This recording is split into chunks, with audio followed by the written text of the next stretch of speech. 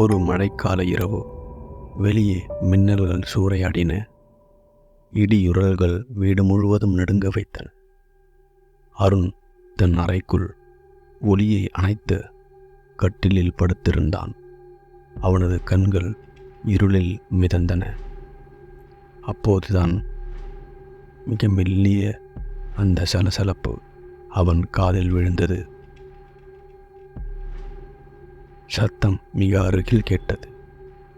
அருணின் மனதில் சிறிய பயம் ஏற்பட்டு கொஞ்சம் கொஞ்சமாக பயம் அதிகரித்து அவனது இதயம் படபடத்தது.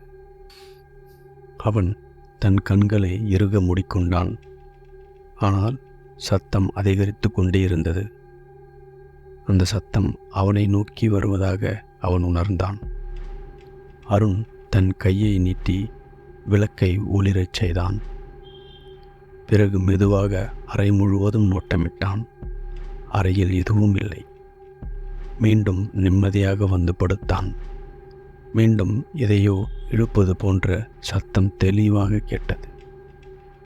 சத்தம் வந்த திசையை நோக்கி மெதுவாக திரும்பி பார்த்தான். ஒரு நிமிடம் அப்படியே அசைவற்று அதே திசையை பார்த்து கொண்டிருந்தவன் அதிர்ந்து போனான். அவன் அருகில் ஒரு கட்டில் இருந்தது. அது கருமை நிறத்துடன் இருளுடன் கலந்திருந்தது. அதன் மேல் ஏதோ ஒரு உருவம் படுத்திருப்பது போன்று இருந்தது. அந்த கட்டிலை இதற்கு முன்பு அந்த அறையில் அவன் பார்த்ததில்லை. அருண் பயத்தில் உறைந்து போனான். அது எப்படி இங்கு வந்திருக்கும் என்று எண்ணினான்.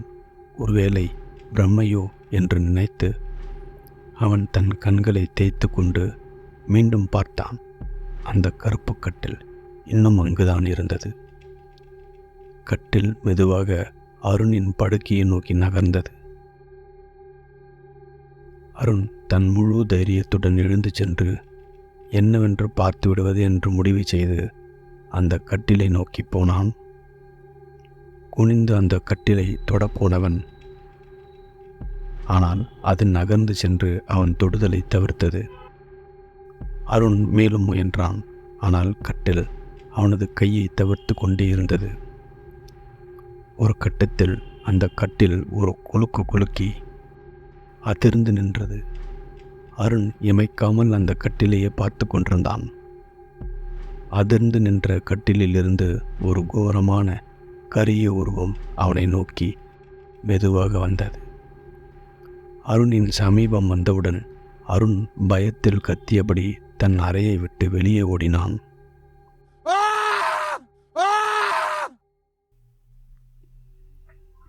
அவன் தன் தாயின் அறைக்குள் புகுந்து அவரின் அறைக்குள் சென்றபோது அருண் திகிலில் உறைந்து போனான். தன் தாயின் படுக்கையின் அருகில் அதே கருப்பு கட்டில் இருந்தது. அருண் மீண்டும் பயத்தில் உறைந்து போனான். நா உலர்ந்து போனது. தட்டு தடுமாறி திக்கி திணறி தன் தாயை அழைத்தான். ஆனால் அவன் தொண்டையிலிருந்து எந்தவித சத்தமும் வெளியே வரவில்லை. அருண் திரும்பி பார்த்தான். அவரின் தாயும் அங்கு இல்லை. தாயாரின் படுக்கையில் அந்த இருண்ட உருவம் உட்கார்ந்து கொண்டு இவனையே பார்த்து கொண்டிருந்தது. அருண் அலறி அடித்து கொண்டு தன் அறையை நோக்கி ஓடினான். தன் அறையின் வாசலை திறந்தபோது அங்கு கருப்பு கட்டில் இல்லை.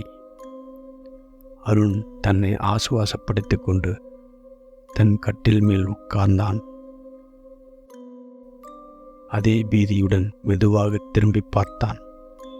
மீண்டும் அதே சத்தம் மீண்டும் தொடங்கியது. அந்த சத்தம் அவனது படுக்கையை நோக்கி நகர்ந்து வருவதாக தோன்றியது. அருண் தன் கண்களை இறுக மூடிக்கொண்டான். ஆனால் மிக நீண்ட நேரத்திற்கு சத்தம் மிக அருகில் கேட்டுக்கொண்டே இருந்தது.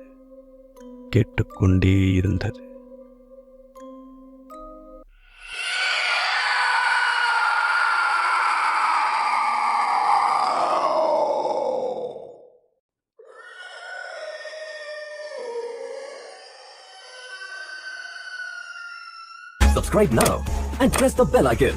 Never miss an update.